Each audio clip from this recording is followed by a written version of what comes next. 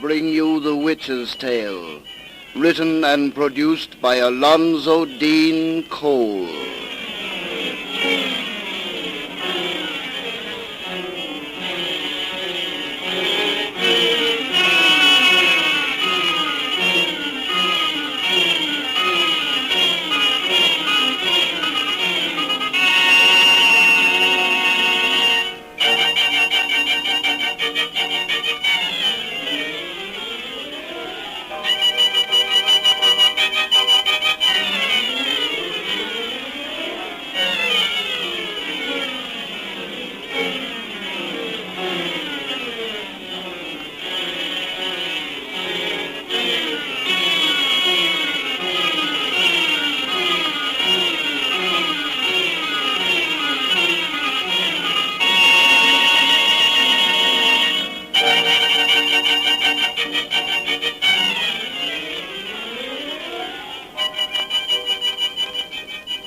And now, let us join old Nancy, witch of Salem, and Satan, her wise black cat.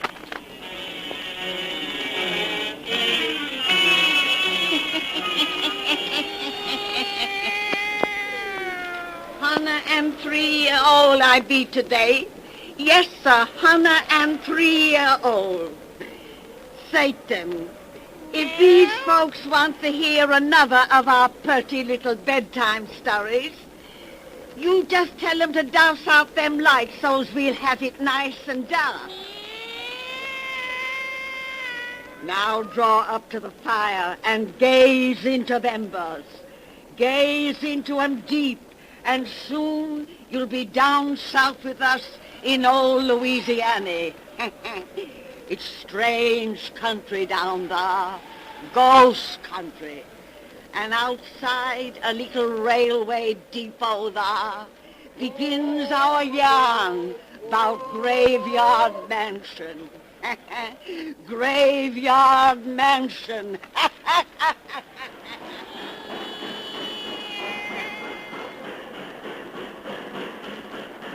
Good heavens, driver, we're strangers here, just got off that train.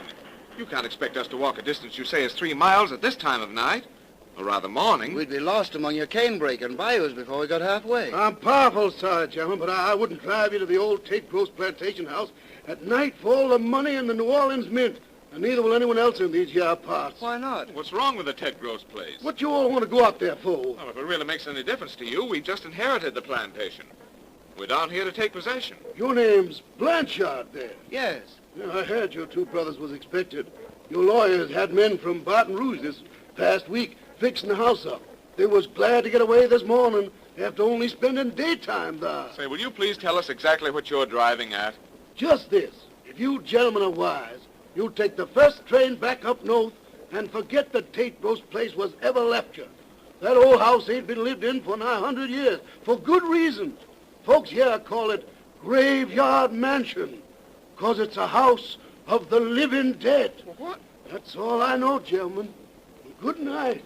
Hey, come back here. Wait a minute. Well, I'll be doggone. Drove off and left us flat. you didn't even want to stay and talk about the place, Kurt. Lord, Al. It looks as though we've inherited a haunted house. Our attorney never mentioned such thing in his letters. Well, he's an educated man. You don't think he'd write us as such a crazy idea as that? Come on. We'd better start walking. Walk? To Tate Gross tonight? We haven't any choice. That chap was the only taxi man. There are no hotels in this little village.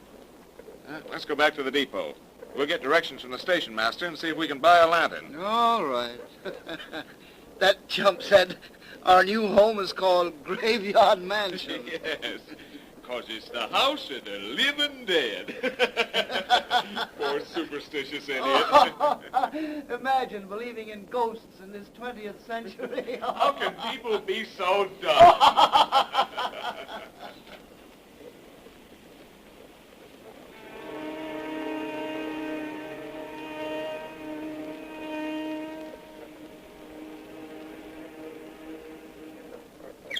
There's the marker they told us to look for, Kurt. The house must be just beyond those trees. I hope it is. I'm tired. Yeah, so am I. This hike has taken longer than we expected. Must be nearly dawn. Yes. Louisiana is eerie country at night. Ghastly Spanish moss hanging from the trees seems to writhe like something living. And those clouds of mist that rise from the bayous take strange shapes, half-human shapes. Sort of puts one in the mood to almost believe in ghosts. What if we didn't have good sense? Wonder what it is these people fear about our new property. That old Creole who sold us the lantern was more insistent than the cab driver that we make no attempt to live in the place, without being any more explicit as to reason. Well, he seemed either afraid or ashamed to make any real explanation. But like the other chap, he said it was a house of the living dead. Well, that doesn't make sense even for a ghost story. Oh, it's just a lot of bunk. Well, if the tales aren't bunk, we'll soon find out. Look. We've arrived. Kind of a spooky-looking old place at that. It's different than I pictured it. Sort of like a French chateau. Our ancestor who built it was married to a Frenchwoman. She was probably responsible for its design. Let's go in. Wait, Kurt. Look there. Those tombstones. Little burial ground. Maybe that's why they call the house Graveyard Mansion. That's what I was thinking. Come on. Wait a minute. Does it seem to you there's something moving in the darkness beyond those tombstones? Something white? Yes. Oh, some of that ghastly mist that rises from the bayous. I suppose so. It looked almost like a woman. Now, let's go inside the house and get some sleep before we become as goofy as the natives we've talked to. Hold this lantern while I find the keys that lawyer sent us. His men didn't fix the place up very well. There's a broken window. I see. Well, here we are. Phew. Black as a coal mine in here. What was that? Oh, bats! The place is full of them. Oh! Wish I could find a lamp. That lantern isn't much good. No, its light doesn't seem to penetrate this darkness at all. It's almost an unnatural darkness. Yes. It's funny. The ventilation from that broken window, it ought to smell sweet in here. There's an earthy odor about the place, like a tomb. What's that? Door slammed. Curtis, down that hallway. A woman! That laugh! Well, she's no figure of the mist. I'll soon find out who that is. Come on. She's disappeared around the corner. She went through that little door. Help me. Yes. Here it is. It's stuck. Right. I've got it. It leads to the cellar. There she goes, down those stairs. Hey, stop you. Who are you? She doesn't even look around. After her. Hold up that lantern, Alan. Oh, the bats knocked it from my hand. We're in the dark. With her. That laugh again. Hold on to your nerve. I've got matches. Well, give me a light, for God's sake. Light. Here. Oh, thank God. The lantern isn't broken. Well, light it, quick. I have it. Now we'll see what... The woman's gone. The cellar's empty. Where does she go to? This isn't a true cellar. It's just a little vault. There's no way out save by these stairs. She couldn't have passed us. They're too narrow. The vault is bare. No place in which to hide. Curtis, what's that set up in the wall? Why, it's... burial crypt. A burial crypt? A tomb? That's where that Alan. woman hid. Alan, hold on to yourself. Here, don't let your nerves go like that. Alan, our senses have been fooled. Those stories we heard, these ghastly myths we've seen have made us imagine things that can't be true. We haven't seen any woman. There's been no woman here to see. But we heard her laugh. Oh, we only thought we did. Our imaginations have played us tricks, I tell you. Alan! Alan! You must be right. Of course I'm right. It's the only explanation. There's an inscription on that tomb. What does it say? I'll see. It reads, "Here lies Antoinette de Morave, wife of Adrian Blanchard, born 1782, died 1804. 130 years ago. Antoinette de Morave. She's the woman this mansion was built for. Yes, I remember her name now. Come, let's get out of this cellar. Wait. That's funny. What? It's cold as death down here, but this slab is warm. Feel it. Yes. It's warm as life. The rooster crowed. That means it's dawn. Let's get out of this cellar where I can see the light of day. Go ahead, I'll follow. Peculiar. Now this slab is growing cold.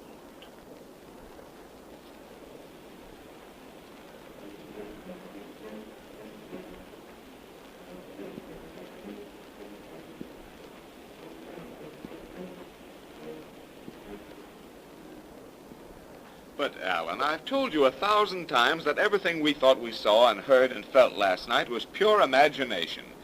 Why, that's simple common sense. I know it is. And I've honestly agreed with you all day. But ever since the sun went down, I realize I'm acting like a baby, Kurt, but this place has got my goat. You'll soon get over that. Cold shivers ran up and down my spine for hours after we came out of that infernal burial vault this morning. But now that I've had a little sleep, I feel honestly cheerful about our inheritance. Why do you suppose that single tomb is in the cellar when there's a graveyard just outside? Oh, I don't know. Oh, Lord, I forgot to show you. Alan, look what I found in the attic. A miniature portrait. What a beautiful woman. Here, look at the back. It's engraved. To Adrian from Antoinette. Uh-huh. It's Our Lady of the Tomb. Wasn't she a knockout? She must have been lovely. Our great-great-uncle must have been mad about her. That's probably why she's buried away from the common herd. Poor thing. She was only 22 years old when she died. A branch of the family still lives down here. Wonder if we have any female cousins who've inherited her good looks. If we can find one, I'll bet you'll have no more objections to living in this house. Oh, you and I are going to be crazy about this place. Look out this window at that neglected land we're going to put in shape. Look at those great trees and that bayou shining in the moonlight. And those old tombstones in the yard. It's nearly midnight when they say the dead return to life. If you're going to start that again, I'm going to bed. Better turn in yourself. It is midnight. Yes, just midnight. Kurt, did you hear that door? The wind must have slammed it shut. It may be the door from that cellar. Now stop that. You're not going to pieces on me again. Kurt, look out this window. The woman whom we saw last night. Good Lord. She won't get away from me this time. Where are you going? After her. Oh, wait, don't leave me. Wait, Kurt, don't go near her. Let me go. No. Alan, She's turning back. she's coming toward us. Run. She's something awful from the grave. I won't believe that. Let me go. That laugh. Same we heard last night. Run, I tell you, run. She's something risen from the dead. Lord, help me. I believe you're right. Come on. Run. Gentlemen! Wait. She's calling to us. Man, there's nothing dead about that voice. Why do you gentlemen run away from me? Do you think I am a ghost, perhaps? Look at her coming there. A healthy-looking flesh and blood girl. She's laughing at us. Can you blame her? Of all the dumb, benighted saps, Yes, we are... we certainly are. Curtis, What's the matter now? look at her. She's the image of that miniature you found. Joe. The living image of a woman who's been dead 100 years. Gentlemen, if you permit, I take the liberty of introduce myself.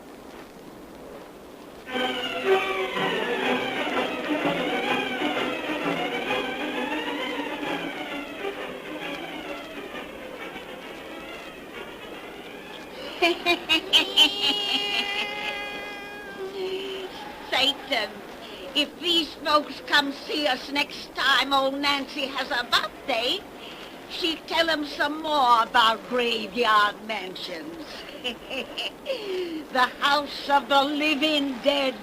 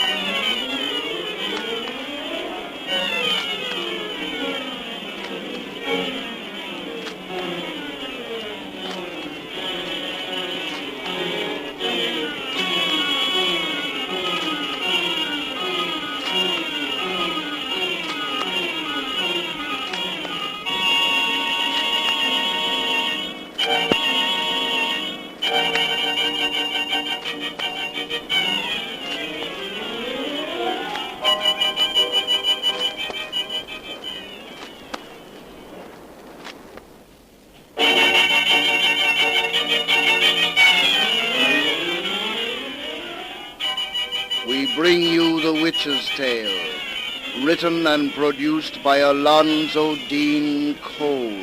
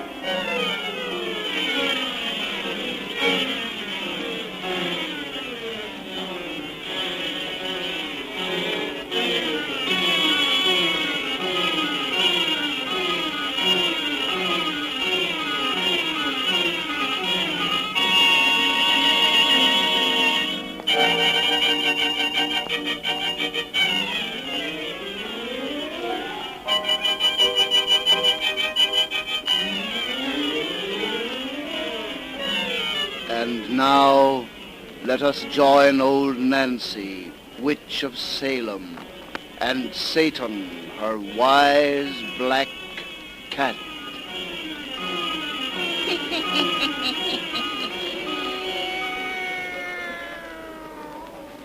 $110-year-old I be today. Yes, sir, 110-year-old. Satan. Old Nancy feels so good this evening, she's gonna get right down to business and cheer folks up. But spinning the finish of that comforting little yarn we begun last time they was here. Douse out them lights, so's we'll have it dark and cozy. We told how them two young brothers from up north went down to Louisiana to claim a fine big mansion they'd inherited, which folks called the House of the Living Dead. But our brothers didn't pay no attention to that kind of talk till they got out to the place and seed a ghostly figure which seemed to disappear in a tomb down cellar, on which was the name of a French woman who'd been dead 100 years. Then, next night, they saw what appeared to be the same ghostly figure out on the grounds, and they was about to run away from it when they seed it was really a living, breathing girl. A living girl who was the image of the woman who was buried in that tomb. That's why we left off. Draw up to the fire and gaze into the embers. Gaze into 'em deep and hear the finish of our yarn about Graveyard Mansion. Graveyard Mansion.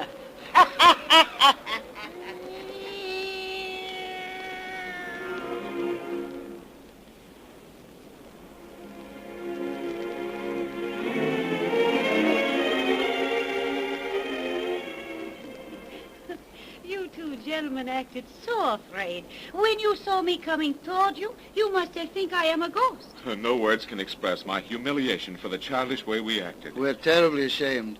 But we'd heard so many weird tales about our new estate, and, well, we didn't think any living person would venture on these grounds at night. I come often when the moon is full like this and wander here while others sleep. This place have been so long deserted. I have come to look upon it as my own. Oh, but now that you are here, I must not trespass any more. Please don't feel that way about I it. should say not. Look upon this place as still your own. Thank you. Perhaps I shall. And now I must say au revoir. May we see you home? Oh, thank you very much, but I must go alone. Before you go, may we know your name? Oh, I had forgot. I am Miss Nettie Blanchard. Blanchard? Well, that's our name, too. Oh, so, we are distant relatives, maybe. A good night. We shall see you again. You will see me again. Good night. Good night. Good night. Isn't she a beauty? Absolute knockout. Kurt, let me see that miniature again of the Lady of the Tomb. Here. The resemblance is startling, isn't it? The girl who just left here might have sat for this portrait. Alan. She said her name was Nettie. That's a contraction of Antoinette. Antoinette was the name of The woman of this portrait. coincidence, isn't it? Yes. Coincidence. Oh, come on. Let's go to bed.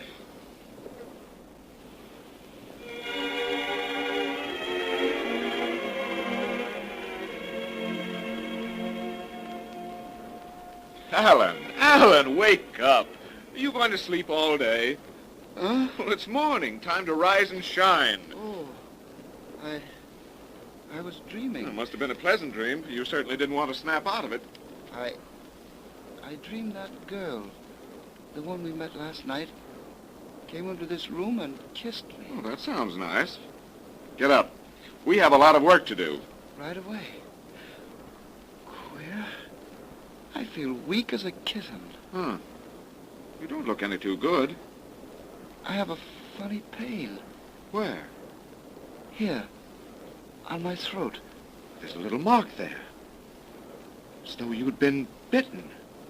Funny. That's where I dreamed she kissed me.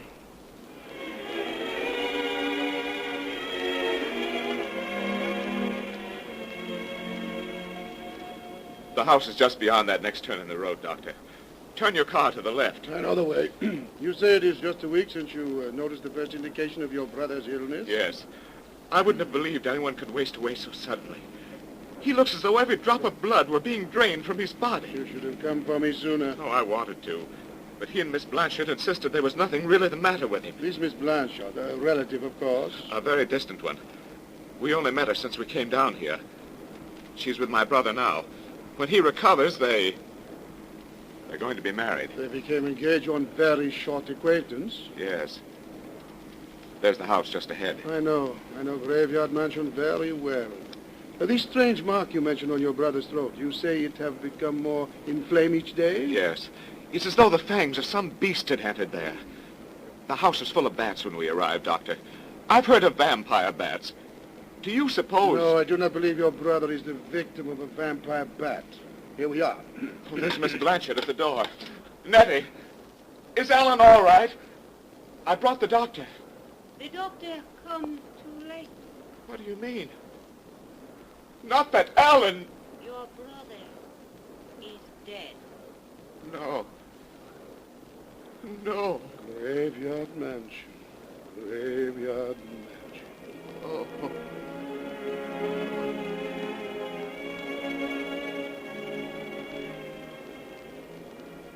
Come away from that window, son. There's no way for us to bring your brother back. No. He's buried in that little graveyard now. The doctor, what killed him? What caused that awful mark upon his throat? What drained the blood from his body? What? As yet, I only know it was nothing recognized by natural science. But science refuses to recognize many things it should endeavor to know and explain. But never mind that now. Your brother's fiancée, Miss Blanchard, she was not at the funeral this afternoon. Because she couldn't bear to see him lying in his coffin. You heard her say last night... Oui, I heard her excuse. You have never seen this girl except at night? Why, no, but the reason is... I have also heard her excuse for that. I thought I knew by sight every soul in this parish, yet I have never seen that girl until the night you brought me here. Well, you don't mean to imply that she had anything to do with Alan's death? I imply nothing. But it is midnight, time for Miss Blanchard's promised call. I am most anxious to improve her acquaintance. I see her coming beyond those gravestones. Isn't she beautiful? You love that woman. Doctor. You love her as your brother did. Yes. While Alan lived, I denied it even to myself. But now Doctor, it's as though she's cast a spell upon me. She's so beautiful. So like the miniature you showed me of a woman dead 100 years. Why do you torture me with these awful questions? These frightful doubts? Why is she so like a woman dead 100 years? Why does she only appear at midnight? Why don't she tell me where she lives? Why? Go and meet her. She is almost at the door. We may find an answer to our questions. At the dawn!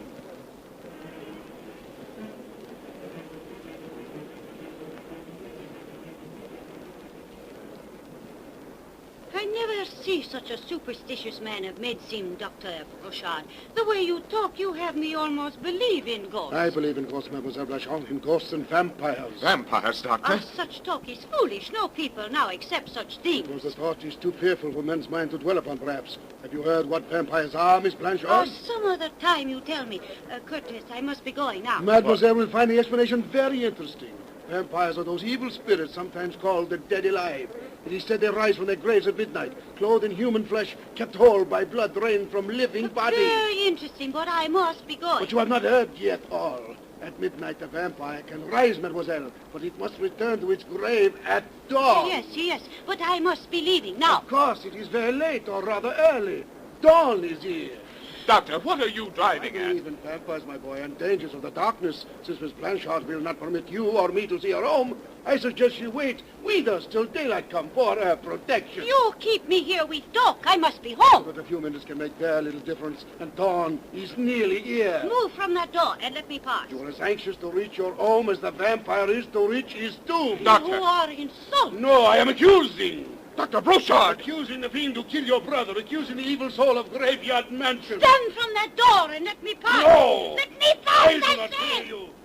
Dawn is coming light. The rob's fiends of the power darkness lends them. Look, the first streaks of dawn shine in the sky. No, let me pass. Doctor, you're mad! Stand aside and let her go! Oh, if she's normal woman, not of the vile undead, let her remain within this room 1 minute more. I cannot. I am late. Nebby! She's turned around!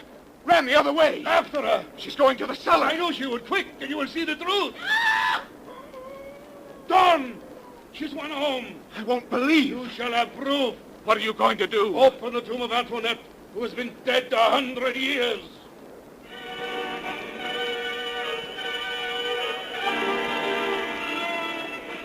This is sacrilege. We have no right to violate a tomb. The dead. Deserve no mercy from either God or man. Such things as vampires can't exist. Well, I finished my labor. Help me lift this coffin lid, as you shall see. Oh, I must have proof. Antoinette Blanchard has been dead 100 years. We shall find nothing but dust. Help me lift the lid. The girl I love can't be in that coffin. Help me lift the lid. I will. Regard. There is your proof.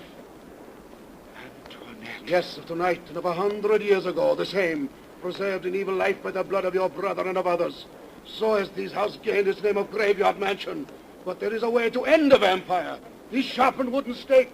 Above her undead art I place it, and I drive it home. She screamed. Body has crumbled into dust before my eyes. The vampire is no more. The living dead is dead forever. She's gone. She and my brother. All that I loved. But the world has lost the scourge. And now Graveyard Mansion is nothing but a name.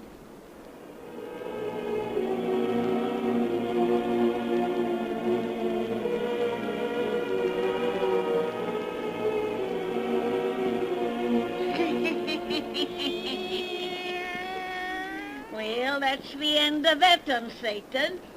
You folks come see old Nancy next time she has a birthday.